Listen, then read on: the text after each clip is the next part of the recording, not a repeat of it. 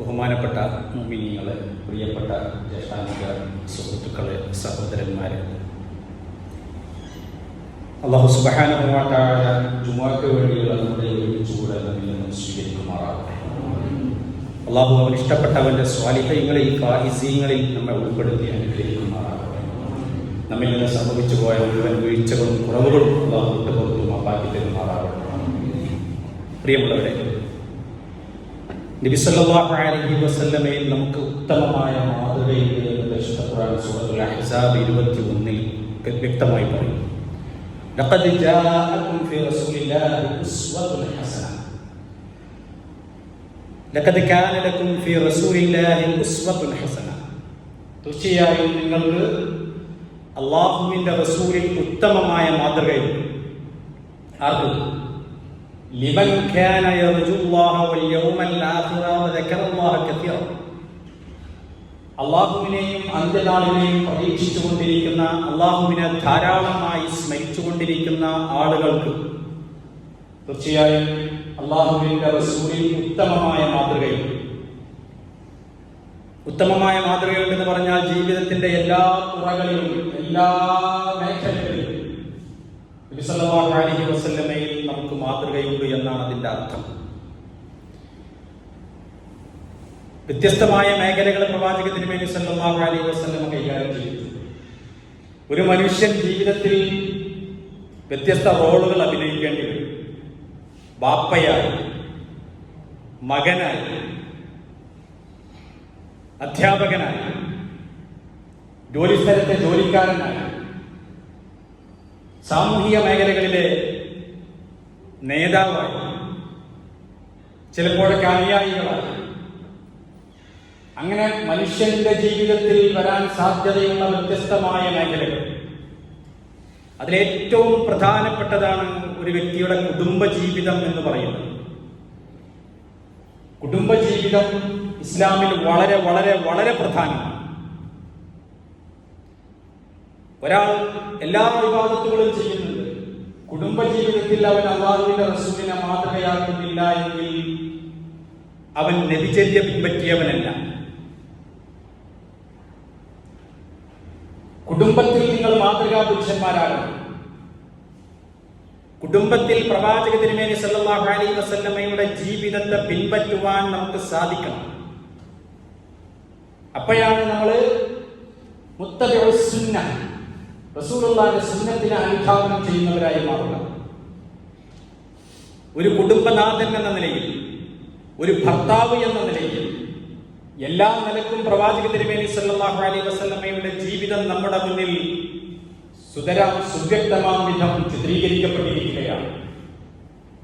പ്രവാചക തിരുമേനി സല്ലല്ലാഹു അലൈഹി വസല്ലമയെ കുടുംബത്തെ മാറ്റി നിർത്തിക്കൊണ്ട്, പ്രത്യേകിച്ച് ഇണയെ മാറ്റി നിർത്തിക്കൊണ്ടുള്ള ഒരു ഇസ്ലാമിക പ്രബോധന ചരിത്രം പോലും നമുക്ക് കാണാൻ സാധ്യമല്ല. ഇസ്ലാമിക പ്രബോധന മേഖലകളിൽ തന്റെ കുടുംബമുണ്ടായിരുന്നു. പോരാട്ട മേഖലകളിൽ തന്റെ കുടുംബമുണ്ടായിരുന്നു. തന്റെ പ്രവർത്തന, സാമൂഹികമായ പ്രവർത്തന മണ്ഡലങ്ങളിൽ എത്രത്തോളം എന്ന് പറഞ്ഞാൽ പ്രവാചക തിരുമേനി സല്ലല്ലാഹു അലൈഹി വസല്ലമയുടെ ജീവിതം നമ്മൾ ഒപ്പിയെടുത്ത് നമ്മൾ മനസ്സിലാക്കുന്നത് പ്രവാചകന്റെ വഹയോട് കൂടിയുള്ള ജീവിതമാണ്.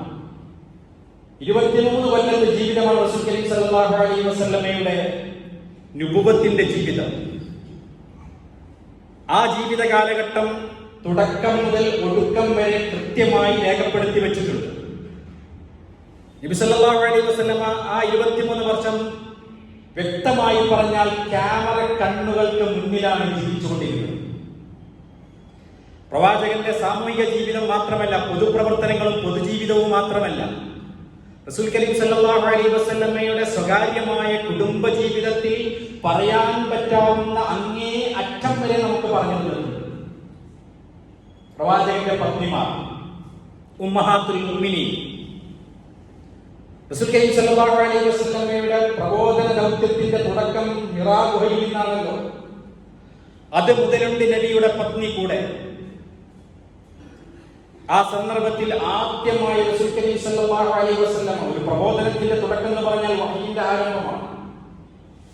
വഹയിന്റെ ആരംഭം പ്രവാചകനെ സംബന്ധിച്ചിടത്തോളം വളരെ പ്രക്ഷുബ്ധമായിരുന്നു. മാനസികമായ ഒരുപാട് പ്രയാസങ്ങൾ, ഭാരം അനുഭവപ്പെട്ടിരുന്നു, അസ്വസ്ഥമായിരുന്നു. ഒരിക്കലും പ്രതീക്ഷിച്ചിരിക്കുന്നില്ല വഹയി വരുമെന്ന്. ഒരു പ്രവാചകനായി താൻ തെരഞ്ഞെടുക്കപ്പെട്ടിരിക്കുന്നു എന്നുള്ളത് പ്രവാചക തിരുമേനി സല്ലല്ലാഹു അലൈഹി വസല്ലം പ്രതീക്ഷിക്കാതെയാണ്. അതുകൊണ്ട് ജിബ്രീൽ അലൈഹിസ്സലാത്തു വസ്സലാമിന്റെ വരവ് നബി സല്ലല്ലാഹു അലൈഹി വസല്ലമയിൽ വല്ലാത്തൊരു പ്രകമ്പനം, വല്ലാത്തൊരു അസ്വസ്ഥതയുണ്ടായി. ആ അസ്വസ്ഥതയോടുകൂടി, മനപ്രയാസത്തോടുകൂടിയാണ് നബി സല്ലല്ലാഹു അലൈഹി വസല്ലമ ഹിറാ ഗുഹയിൽ നിന്ന് ഇറങ്ങി വരുന്നത്. തന്റെ പത്നി ഖദീജ ബീബി റളിയല്ലാഹു അൻഹയുടെ അടുക്കലേക്കാണ് ഓടി വരുന്നത്. വന്നിട്ട് ഖദീജ ബീബിയോട് പറയുന്നത്, വഹയിന്റെ തുടക്കം ഖദീജ ബീബി റളിയല്ലാഹു അൻഹയുടെ ചരിത്രത്തെ കൂടി ഓർമ്മിപ്പിച്ചു തരികയാണ്. ഖദീജ ബീബിയോട് പറയാണ്, സമ്മിലൂനി സമ്മിലൂനി ഖദീജ, എന്നെ പുതപ്പിട്ട് മൂടി, എന്നെ ഒന്ന് പുതച്ചു തരൂ ഖദീജ, ഞാൻ വല്ലാത്ത ഭയപ്പാടിലാണ്. നബി സല്ലല്ലാഹു അലൈഹി വസല്ലമ പറക്കുന്നുണ്ട്, വല്ലാത്ത വിഷമത്തിലാണ്. വഹയും ഖദീജ ബീവിയും തമ്മിൽ എങ്ങനെ ബന്ധപ്പെട്ട് കിടക്കുന്നു എന്ന് നമ്മൾ മനസ്സിലാക്കണം. നബി സല്ലല്ലാഹു അലൈഹി വസല്ലമക്ക് ഒരു പ്രയാസം വരുമ്പം ആദ്യത്തെ നബിയുടെ തുണയും നബിയുടെ ആശ്രയവും നബിയുടെ അവലംബവും നബിയെ സമാധാനിപ്പിക്കുന്നതും ഖദീജ ബീവി റളിയല്ലാഹു അൻഹയാണ്. ഉടനെ നബി സല്ലല്ലാഹു അലൈഹി വസല്ലമയെ പുതപ്പിട്ട് മൂടി, പുതച്ചുകൊടുത്ത് സമാധാനിപ്പിച്ച് ആശ്വസിപ്പിച്ച് ആശ്വാസം വന്നപ്പോ നബി സല്ലല്ലാഹു അലൈഹി വസല്ലമക്ക് പിന്നെ ധൈര്യം പകർന്നു കൊടുക്കുകയാണ്. മാലി, എനിക്കെന്തു പറ്റി ഖദീജ എന്ന് ചോദിക്കുന്ന സമയത്ത്, അങ്ങ് വിഷമിക്കേണ്ടതില്ല പ്രിയപ്പെട്ടവനെ, കല്ല, ഒരിക്കലും അങ്ങേക്കൊരു പൈശാചിക ബാധയോ മറ്റുള്ള പ്രയാസങ്ങളോ വന്നു ഭവിച്ചതല്ല. തീർച്ചയായും അബിശ്ർ, സന്തോഷിക്കണം, അങ്ങ് സന്തോഷിക്കണം, അങ്ങ് വിഷമിക്കരുത്, അങ്ങ് ദുഃഖിക്കരുത്, അങ്ങ് പ്രയാസപ്പെടരുത്, അങ്ങെന്തിനു പേടിച്ചു മറക്കണം, അങ്ങെന്തിന് അസ്വസ്ഥനാകണം, അബിശ്ർ, സന്തോഷിക്കുക. ആദ്യം ഒരു മനുഷ്യൻ പ്രയാസപ്പെടുമ്പോൾ ആശ്വാസത്തിന്റെ വാക്കാണ് കിട്ടേണ്ടത്, സമാധാനിപ്പിക്കലാണ് കിട്ടേണ്ടത്. കുറ്റപ്പെടുത്തലും ബുദ്ധിമുട്ടിക്കലുമല്ല, ആശ്വസിപ്പിക്കുകയാണ്. എത്ര വളരെ മനോഹരമായിട്ടാണ് ഖദീജ ബീവി ആശ്വസിപ്പിക്കുന്നത് നോക്കൂ. ലാ യുഖ്സി ഫവല്ലാഹി ലാ യുഖ്സിക അല്ലാഹു അബദാ, അല്ലാഹുവാണ് ഒരിക്കലും താങ്കളെ പടച്ചവൻ നിന്ദിക്കുകയോ വിഷമിപ്പിക്കുകയോ ചെയ്യുകയില്ല. എന്നിട്ട് നബിയുടെ വിശേഷണങ്ങൾ എടുത്തു പറയുകയാണ്. ഇന്നക ലതസിലുർ റഹീം, പ്രവാചകനാണ് കുടുംബബന്ധം പുലർത്തുന്നവരാണ്. ആദ്യത്തെ ആ വാക്കിൽ തന്നെയുണ്ട് പ്രവാചക തിരുമേനി സല്ലല്ലാഹു അലൈഹി വസല്ലം ഒരു കുടുംബബന്ധം ചേർക്കുന്ന, കുടുംബത്തോട് വല്ലാതെ സ്നേഹബന്ധമുള്ള വ്യക്തിയാണ്. അറ്റുപോകാതെ, മുറിഞ്ഞു പോകാതെ കുടുംബബന്ധങ്ങളുടെ കണ്ണികൾ ചേർക്കുന്നവനാണ് തങ്ങൾ. എന്നിട്ട് വതസ്ദുഖുൽ ഹദീസ്, താങ്കൾ സത്യം മാത്രം പറയുന്നവനാണ്. വതഹ്മിലുൽ കല്ല്, താങ്കൾ ജനങ്ങളുടെ ഭാരങ്ങൾ ഏറ്റെടുക്കുന്നവനാണ്. ബുദ്ധിമുട്ടുന്ന, പ്രയാസപ്പെടുന്ന ആളുകളുടെ പ്രയാസങ്ങൾ സ്വന്തമായിട്ട് ഏറ്റെടുത്തുകൊണ്ട് അവരുടെ പ്രശ്നങ്ങൾ പരിഹരിച്ചു കൊടുക്കുന്നവരാണ് പ്രവാചകരെ താങ്കൾ. താങ്കളെ എങ്ങനെ പടച്ചവൻ കൈവിടും? ഇല്ലാത്തവന് വേണ്ടി അധ്വാനിച്ച് കഷ്ടപ്പെട്ട് പൈസ ഉണ്ടാക്കിയിട്ട് അവന്റെ പ്രയാസങ്ങൾ താങ്കൾ നീക്കി കൊടുക്കുന്നവനാണ്.